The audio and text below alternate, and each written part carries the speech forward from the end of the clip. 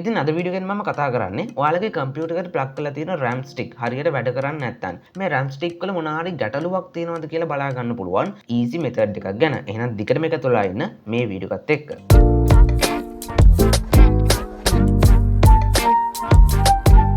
අද මම කතා කරන මේ ටූල් එකේ නම තමයි memtest 86 plus කියන්නේ. ඉතින් ඔයාලට මේ ටූල් එක ඩවුන්ලෝඩ් කරගන්න පුළුවන්. මම description area එකේ links add කරලා තියෙනවා. ඒ link එකෙන් ගිහිල්ලා ඔයාලට පුළුවන් මේ memtest 86 plus කියන ටූල් එක ඩවුන්ලෝඩ් කරන වෙබ්සයිට් එකට එන්න. ඉතින් මේ වෙබ්සයිට් එකට ආවට පස්සේ ඔයාලට වෙබ්සයිට් එකේ ඉන්ටර්ෆේස් එක මේ විදිහට තමයි බලා ගන්න පුළුවන් වෙන්නේ. ඉතින් මේ වෙබ්සයිට් එකේ ටිකක් පහතට ආපුවාම ඔයාලට මෙතන බලා ගන්න පුළුවන් download කියලා section එකක් තියෙනවා. ඉතින් මෙතනදී ඔයාලට සරලවම කරන්න තියෙන්නේ මෙතන Windows USB installer 32 හෝ 64 bit කියන ෆයිල් එක නැත්තම් මේ exe ෆයිල් එක ඩවුන්ලෝඩ් කරගන්න එක. arrow එකක් බලා ගන්න පුළුවන්. මෙන්න මේක ප්‍රෙස් කරලා මේ setup එක නැත්තම් මේ exe ෆයිල් එක ඩවුන්ලෝඩ් කරගන්න. ඒ විදිහට ඔයාලා ඩවුන්ලෝඩ් කරගත්තට පස්සේ ඔයාලා ඩවුන්ලෝඩ් කරගත්ත ලොකේෂන් එක ඔයාලට මේ විදිහට memtest 86 plus කියන software එකේ exe ෆයිල් එක බලා ගන්න පුළුවන්. ඉතින් ඔයාලා මේක run කරන්න කලින් මෙතනදී ඔයාලා අනිවාර්යයෙන්ම pen drive එකක් plug කරගෙන ඉන්න ඕන ඔයාලගේ computer එකට. ඉතින් අපිට මෙතනදී USB drive එකක් නැත්තම් pen drive එකක් ඕන වෙන්නේ. අපි මේ test එක කරන්නේ BIOS අරය කියන්නේ BIOS වලට ගිහිල්ලා එතනින් තමයි මේ test එක කරන්නේ. ඉතින් ඒකින්ද අපිට මෙතනදී bootable කරගන්න මෙතනදී pen drive එකක් අවශ්‍ය වෙනවා. ඉතින් ඔයාලට මේකට ඕනම capacity එකක pen drive එකක් use කරන්න පුළුවන්. සාමාන්‍ය 4GB pen drive එකක් තිබ්බත් හොඳටම ඇති. ඉතින් මම පෙන්නන්නම් මම දැනට plug කරලා තියෙන pen drive එක. මම මේ විදිහට අලුත් tab එකක් ගන්නවා file explorer වල. ඊට පස්සේ ඔයාලට බලා ගන්න පුළුවන් මගේ C drive එක D drive එක තියෙනවා. ඊට පස්සේ මගේ F drive එක විදියට මගේ 60GB pen drive එක ඔයාලට මෙතනදී බලා ගන්න පුළුවන්. ඉතින් මේක දැනට මම empty විදියට තියාගෙන තියෙන්නේ. ඉතින් මගේ මේකේ වැදගත් files වගේක් තිබ්බා. ඒ ටික මම backup කරගත්තා. ඉතින් ඔයාලටත් මේකෙදි ඔයාලා plug කරන pen drive එකේ ඔයාලට වැදගත් මොනවා හරි files තියෙනවා නම් ඒවා අනිවාර්යයෙන්ම backup කරගන්න ඔයාලගේ D drive එකට. ඉතින් මේ විදිහට ඔයාලා ඔයාලගේ pen drive එක computer එකට plug කරලා ඒකේ තියෙන files ඔයාලා backup කරගත්තට පස්සෙ මේ pen drive එක format කරන්න ඕනේ. මේක auto format වෙනවා අපි මේක bootable කරනකොට. ඉතින් ඒකින්ද අපිට වෙනම format කරන්න අවශ්‍ය නැහැ. ඊට පස්සේ ඔයාලා එන්න ඕනේ නැවතත් අර ඔයාලගේ exe file එක තියෙන location එකට. ඒ විදිහට ඔයාලා location එකට ආවට පස්සේ ඔයාලට කරන්න තියෙන්නේ මේක සරලවම double click කරලා මේක open කරගන්න එක. ඒ විදිහට ඔයාලා double click කරලා open කරගත්තට පස්සේ ඔයාලට මේ වගේ memtest 86 tool එකේ license agreement එකක් බලා ගන්න පුළුවන්. ඉතින් මෙතන I agree කියන එක press කරන්න. ඊට පස්සේ ඔයාලට මේ වගේ ඔයාලගේ pen drive එක තෝරලා දෙන්න සහ මේක format කරන option එක නැත්තම් window එක බලා ගන්න පුළුවන්. ඉතින් ඔයාලට මෙතන පුළුවන් select your USB flash drive කියන එකෙන් මෙතන drop down එක select කරලා ඔයාලගේ F drive එක select කරලා දෙන්න. නැත්නම් ඔයාලගේ pen drive එකේ තියෙන letter එක මෙතනදී select කරලා දෙන්න පුළුවන් ඔයාලගේ pen එකට අදාළව. ඒ විදිහට select කරලා දුන්නාට පස්සේ ඔයාලට මේ වගේ option එකක් බලා ගන්න පුළුවන්. මේක enable කරන් තියෙනවා recommended කියලා. ඉතින් මෙතනදී කියන්නේ මේ check box එක මෙන්න මේ box එක tick කරන්න. එතකොට ඔයාලගේ මේ drive එක නැත්නම් ඔයාලා select කරපු pen drive එක automatically format වෙනවා කියලා. ඉතින් අනිවාර්යයෙන්ම මෙතන මේ recommended කියන එකේ tick එක enable කරන්න. ඊට පස්සේ මෙතන කියනවා we will format F drive as FAT32 කියන format එකෙන් format කරනවලු. මොකද අපි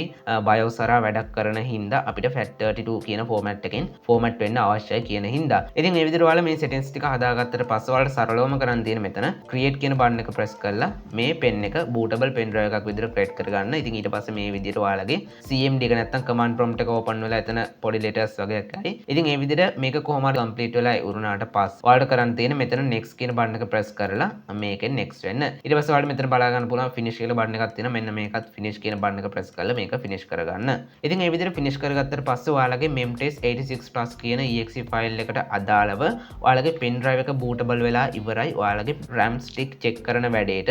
ඉතින් ඔයාලට දැන් කරන්න තියෙන්නේ ඔයාලගේ PC එක restart කරලා ඔයාලගේ BIOS වලට යන එක. ඉතින් මෙතනදී ඔයාලගේ motherboard එකේ brand name එක අනුව අපි example එකක් විදිහට ගත්තොත් Gigabyte වෙන්න පුළුවන්, MSI වෙන්න පුළුවන්, Asus වෙන්න පුළුවන්. මෙන්න මේ වගේ ඔයාලගේ motherboard එකේ brand එකට අනුව boot key එක වෙනස් වෙන්න පුළුවන්. ඉතින් මෙතනදී මගේ නම් boot key එක විදිහට තියෙන්නේ F12 key එක. ඉතින් ඔයාලා මේ විදිහට මේ file explorer එක close කරලා ඊට පස්සේ ඔයාලා මෙතන alt F4 press කරන්න. alt F4 press කරාට පස්සේ ඔයාලට shutdown window එක බලා ගන්න පුළුවන්. ඉතින් මෙතනින් ඔයාලට පුළුවන් මේ විදිහට restart කියන එක select කරලා දෙන්න. restart කියන එක select කරලා දීලා මේක okay කරන්න. okay කරාට පස්සේ ඔයාලගේ PC එක restart වෙනවා. ඉතින් restart වෙලා නැවත on වෙද්දි නැවත PC එක boot වෙනකොට ඔයාලගේ boot key එක press කරන්න. බොහෝ දුරට ඔයාලගේ motherboard එකේ brand එක මේක මොනිටර් එකේ පේනකොට ඔයාලගේ බූට් කී එක පෙන්නයි. ඉතින් ඒ අවස්ථාවේදී ඔයාලගේ බූට් කී එක ප්‍රෙස් කරලා ඔයාලට පුළුවන් බූට් මෙනු එක ගන්න. ඉතින් මගේ නම් ගිගාබයිට් මදර්බෝඩ් එකක් තියෙන. ඉතින් ඒකින්ද මම F12 කී එක ප්‍රෙස් කරලා මේ විදිහට බූට් මෙනු එක ගන්නවා. ඒ විදිහට ඔයාලා බූට් මෙනු එකට ආවට පස්සේ ඔයාලට ඔයාලගේ බූට් මෙනු එක මේ විදිහට තමයි බලා ගන්න පුළුවන් වෙන්නේ. ඉතින් ඔයාලට මේක ඔයාලගේ මදර්බෝඩ් එකෙන් මදර්බෝඩ් එකට මේකේ බූට් මෙනු එක වෙනස් වෙන්න පුළුවන් මේ ඩිසයින් එක. ඉතින් මම යූස් කරන මෙතන ගිගාබයිට් මදර්බෝඩ් එකක් ඉන්න මගේ මේ විදිහට තමයි බූට් මෙනු එක බලා ගන්න පුළුවන් වෙන්නේ. ඉතින් ඔයාලට මෙතන බූට් ඩිවයිස් යටතේ මුලින්ම බලා ගන්න පුළුවන් WDC කියලා අපේ ඩ්‍රයිව් එකක් තියෙනවා. ඉතින් මේක තමයි මම යූස් කරන hard drive එක. ඊට පස්සේ ඔයාලට Lexra SSD කියලා මම Windows install කරලා තියෙන SSD එක බලා ගන්න පුළුවන්. ඊට පස්සේ අපිට යා section එකේ තියෙනවා Windows Boot Manager. ඒකත් අපේ Lexra SSD එකට තමයි create වෙලා තියෙන්නේ. ඉතින් ඊට පස්සේ ඔයාලට බලා ගන්න පුළුවන් මෙතන තියෙනවා UEFI Windows C Product Code 2.00 කියලා drive එකක්. ඉතින් මෙන්න මේක තමයි අපේ pen drive එක නැත්නම් අපි Memtest 86 Plus කියන tool එක හරහා bootable කරගත්තු pen drive එක තමයි මෙතනදී ඔයාලට බලා ගන්න පුළුවන් වෙන්නේ. ඉතින් ඔයාලට ඒ වගේම නමක් බලා ගන්න පුළුවන් වෙනවා මෙතන යට section එකෙත්. ඉතින් ඒක නෙමෙයි හරි bootable කරන pen drive එක. ඉතින් මෙන්න මේක තමයි මෙතන UEFI කියලා තියෙන එක තමයි හරි pen drive එක. ඉතින් ඔයාලට සරලවම කරන් තියෙන්නේ මේ විදිහට. ඔයාලගේ අදාළ pen drive එක මෙතන select කරගන්න. ඊට පස්සේ ඔයාලට ඔටෝමැටිකලි මේ විදිහට Memtest 86 Plus කියන tool එක හරහා අපේ RAM දෙක check වෙනවා බලා ගන්න පුළුවන්. ඊට පස්සේ ඔයාලට මෙතන යට section එකේ බලා ගන්න පුළුවන් memory SPD information කියලා තියෙනවා. ඉතින් මේකටත් පහතින් ඔයාලට slot 2 සහ slot 3 විදිහට බලා ගන්න පුළුවන්. ඉතින් මේ slot දෙකටම මම 8GB DDR4 RAM දෙකක් තමයි install කරලා තියෙන්නේ. ඔයාලට brand එකත් බලා ගන්න පුළුවන්. මම use කරන්නේ Corsair brand එක. ඉතින් ඔයාලට මේ විදිහට ඔයාලා use කරන RAM දෙක මෙතන හරියටම detect වෙනවද කියලා බලන්න. ඒ වගේම ඔයාලට ඊට එහා පැත්තෙන් බලා ගන්න පුළුවන් time කියලා time එකක් count වෙනවා. ඊට අමතරව status එක යටතේ ඔයාලට බලා ගන්න පුළුවන් testing කියලා තියෙන. ඒ කියන්නේ තාම test එකේ තමයි තියෙන්නේ. ඊට පස්සේ ඔයාලට pass එක 0 විදිහට බලා ගන්න පුළුවන්. error එකක් 0 විදිහට බලා ගන්න පුළුවන්. ඉතින් මෙතන උඩ section එකේ ඔයාලට අර Memtest 86 Plus කියන label එකට දකුණු අත පැත්තෙන් බලා ගන්න පුළුවන් AMD Ryzen 5 5500 කියලා තියෙනවා. ඒ කියන්නේ මම use කරන processor එක. ඉතින් ඔයාලට මෙතන බලා ගන්න පුළුවන් ඔයාලගේ processor එකේ name එකට යටින් ඔයාලට තියෙනවා pass කියලා එකක්. මේක 121ක් විදිහට යන්නේ.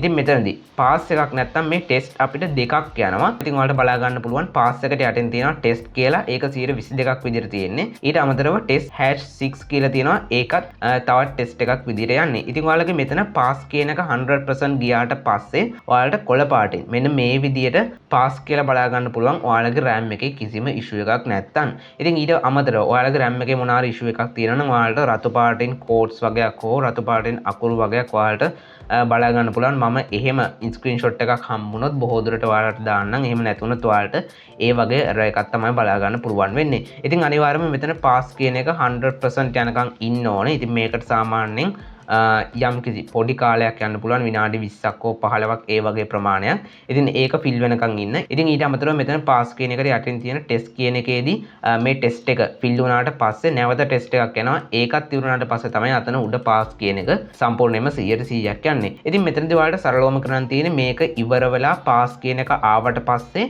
බොහෝ දුරට නැවත වාරයක් මේක test වෙන්න පටන් ගන්න. ඉතින් ඒ විදිහට test කරනත් ඔයාලට සරලවම කරන්න තියෙන්නේ keyboard එකේ escape එක press කරන්න. නැත්නම් keyboard එකේ වම් අත පැත්තේ උඩම තියෙන ESC කියන බටන් එක escape බටන් එක press කරන්න. ඒ විදිහට ඔයාලා escape බටන් එක press කරාට පස්සේ ඔයාලට නැවත ඔයාලගේ Windows වලට යන්න පුළුවන්. ඉතින් ඔන්න ඔය විදිහට තමයි ප්‍රධාන වශයෙන්ම ඔයාලගේ RAM එක test කරගන්න. ඉතින් මේක pass වෙනවද නැත්නම් මොන හරි errors තියෙනවද කියලා අනිවාර්යයෙන්ම බලන්න. ඉතින් මොන හරි error එකක් තිබ්බොත් ඔයාලට ඒකේ screenshot එකක් හෝ photo එකක් capture කරලා ඔයාලට ChatGPT එක use කරලා මොන හරි solution එකක් හොයාගන්න පුළුවන්. මට මෙතනදී ස්ථිර solution එකක් දෙන්න බෑ. මොකද ඔයාලට එන errors මම දන්නේ නැති හින්දා මොන වගේ errors එයිද කියන්න බෑ. ඉතින් මොන හරි error එකක් ආවොත් මම අර කලින් කිව්වා වගේ ChatGPT එකෙන් use කරලා ඔයාලට පුළුවන් ගන්න ඕන solution එක මොකද්ද මේ වගේ දේවල් ඔයාලට ChatGPT එක හරහා දැනගන්න පුළුවන්. එහෙම නැත්නම් ඔයාලට computer shop එකක් contact කරගෙන ඒ හරහත් ඔයාලගේ ප්‍රශ්න විසඳ ගන්න පුළුවන් ඔයාලට මොන හරි error එකක් ආවොත්. ඉතින් ඔන්න විදිහට තමයි ප්‍රධාන වශයෙන්ම මේ Memtest 86 Plus කියන tool එක හරහා ඔයාලගේ RAM stick වල මොන හරි ප්‍රශ්න තියෙනවද RAM එක හොඳට වැඩ කරනවද මේ වගේ test එකක් ගන්න. ඉතින් අනිවාර්යයෙන්ම මේ Memtest 86 Plus කියන tool එක use කරලා බලන්න. ඉතින් ඔයාලට ගොඩක් වැදගත් වෙයි. ඉතින් මම විශ්වාස කරනවා අද මම මේ කරපු වීඩියෝ එක ඔයාලට ගොඩක් educational වීඩියෝ එකක් වෙන්න ඇති කියලා. ඉතින් අනිවාර්යයෙන්ම අපේ channel එක subscribe කරලා නැත්නම් මේ දැන්ම subscribe කරලා අපිත් එක්ක දිගටම එකතු වෙලා ඉන්න. ඒ වගේම මේ වීඩියෝ එක වටිනවා කියලා හිතනවා නම් අනිවාර්යයෙන්ම like කරන්න. ඒ වගේම ඕගොල්ලෝගේ යාළුවන්ටත් දැනගන්න මේ වීඩියෝ එක share කරන්න. එහෙනම් මේ වගේම අලුත් content එකක් අරන් එනකන් ඔයාලා හැම දිනෙකටම සුබ දවසක්.